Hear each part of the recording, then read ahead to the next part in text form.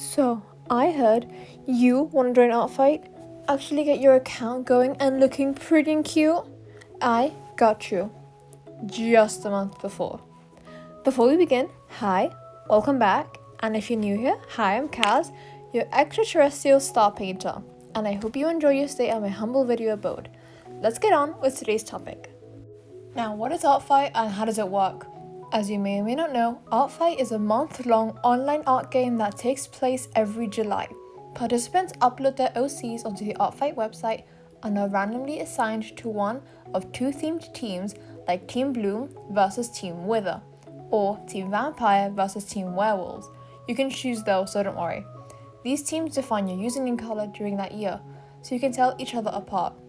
These teams are just different from others, and to create a sense of competitiveness, it does not mean your drawings have to be themed after the teams. The goal of the game is to create art for each other and support your fellow artists, finding new characters to love. ArtFight is actually more of an art gifting game, not particularly an art trading game, even if that's how they describe themselves. So you don't have to draw something for someone back if they drew something for you. No one owes you anything, and you don't owe anyone anything but a kind thank you. Now, let's dive into the basics and vocab used in ArtFight, but don't worry, it's easy. Attacks are you drawing someone else's character. A mass attack refers to you or someone else creating a drawing of many characters at once. Defenses are when someone draws your OC. It's considered a defense from your side. As you can see, this is my last attack, a drawing that I made, but when you go to the profile of the receiver of the attack, it is shown as a defense. In other words, attacks are what you give, and a defense is what you receive. Friendly fire. You can attack people from your own team, however, you only receive 20% of the points than if you had attacked someone from the opposite team. Hit lists are bookmarks or lists people create of characters they know they want to attack during the event. Some people may only focus on completing their hit list instead of attacking you back, so don't take it personally. Revenge chains are attacks that go back and forth with you and someone else. This means that person 1 attacks person 2, then person 2 defends themselves, and person 1 revenges that defense with another drawing. In my first year, I actually had a very nice revenge chain with someone. They can be really fun. You can stop at any time, so there's no limits. Just click Find Revengeable Attacks when you start a revenge chain with someone in the Submit Attack section. Spectators and team changes.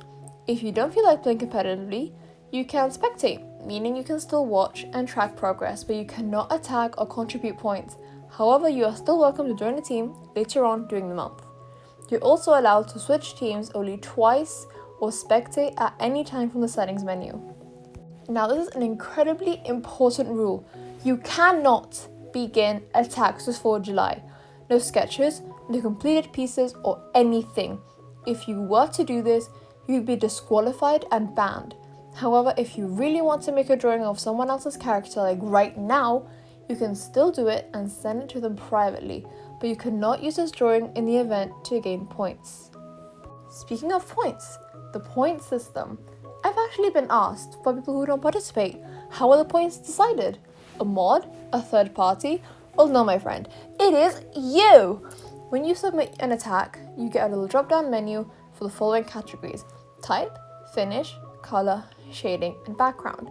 The more detailed and polished your work, the more points it earns. Quick doodles earn less, full illustrations or animations earn much more. The amount of characters drawn also affects the points, increasing by a lot. Staff may adjust points if something was miscategorized, for example, calling a sketch a full piece. Now that I've told you how the game works, I'm going to tell you how to participate. First, you create an account. You'll need an account to view characters, upload attacks, or be part of a team.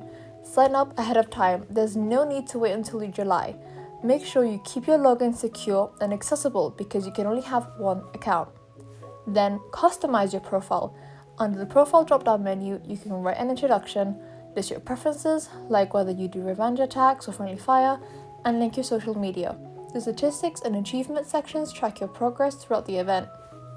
Now the fun part, add your OCs. Use the Submit or Manage Characters button to add your characters. You can drag and reorder them, hide or archive them, and set filters like content warnings. There's also a section for character permissions, where you set rules for how others can draw your OC. For example, don't draw them without their glasses, or don't gender bend. You also submit attacks by using the Submit button at the top. This is where you can upload your art, tag the character you drew, and describe your work. If the piece includes characters from multiple users, it still counts. There is a 100 character limit on mass attacks. Now my friends, mediums. Anything goes. In ArtFight, any kind of art goes. Are you digital or traditional? Go ahead and draw that. Are you an animator or 3D modeler? Get that OC to life. Or, let's say, you can't draw that well. You can only create wood carvings, wood burnings, clay figures, plushies. Go do that now. As long as you can tell your piece is directed towards a character, you're more than welcome to do it. I've seen people create trinkets or other cute crafts like crochet, and I've even seen others go ahead and send them to others by mail. Feel free to look up any 3D ArtFight attacks on TikTok or YouTube. As I said before, we're going to a fun part, your character profiles, but I'm going to be a bit boring and tell you what to do for your character references. You'll need something nice and clear so others can understand what your character actually looks like. By the way, you can just literally have one OC and you're set for the event. Like, hey, if you got favorites, If you just give people random drawings that show specific bits or wrong colors, your characters are going to end up inaccurate to some extent. So here are some examples.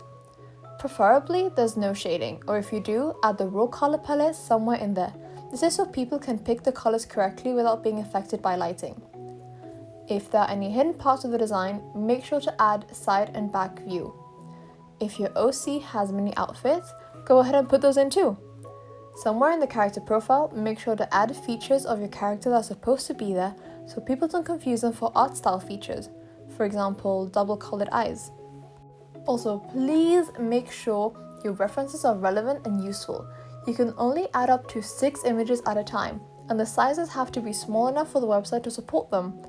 This is my persona, so feel free to make fun. Attack me, yes, go do that and earn points for your team. Now I'm going to use my own OCs to tell you this, but my first OC is Cupid. This is a bad reference. You can't see the full outfit, she's shaded, etc. Imagine you want to draw her in a different angle or show her skates. You don't know what the rest of the fit looks like or the full design of her skates. Now this is my precious boy Daco. He has all of his raw colors, clear outfit distinctions, and 6 relevant references so you can see him in this style or get a small glimpse of his personality. Now I'm going to tell you how to actually use this site because some people do get confused. On the top right corner, you have your settings menu.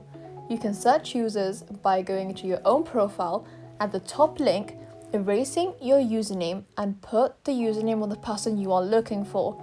This search is not caps sensitive, so you don't have to worry about that, but you do have to add any punctuation in that username. I'm going to tell you about bookmarks and folders. When you see cool characters, you can bookmark them and add them into different folders. These are mine, they are organized in my own way, but you can do yours however you like. You can also add notes to your individual bookmarks. For example, I bookmarked this cutie patootie and I added an image as inspiration in the description of the bookmark. This is so I know what kind of things I can do for the characters and save references within the actual website. Then you can also bedazzle your profile with cool decorations or images. This is, for example, my own profile. I put all of my information into this drawing and added the info below. Sorry if you can't see it, it's a bit small. There are websites with cute decorations that you can put in your profile. I won't explain it to you in this video, but feel free to check out the first YouTube link in the description instead to do so, and my Google Doc with all of my links. Now that we've gone through almost everything that you need to know to start ArtFight, I'm going to tell you some tips and misconceptions. I'm going to repeat this again. ArtFight is more of an art gifting game than art trading. You don't owe anyone an attack, and no one owes you an attack or revenge either. Do what you want to do and always be thankful. Be thankful that someone took time to draw your character. This isn't a free commission event, it's art gifting. On the same note of thankfulness, as my title says, ArtFight is for everyone. beginner artists, and more. You can join even if you think that your style looks too much like a beginner, or if your style takes 1 week per drawing. You are free to join in.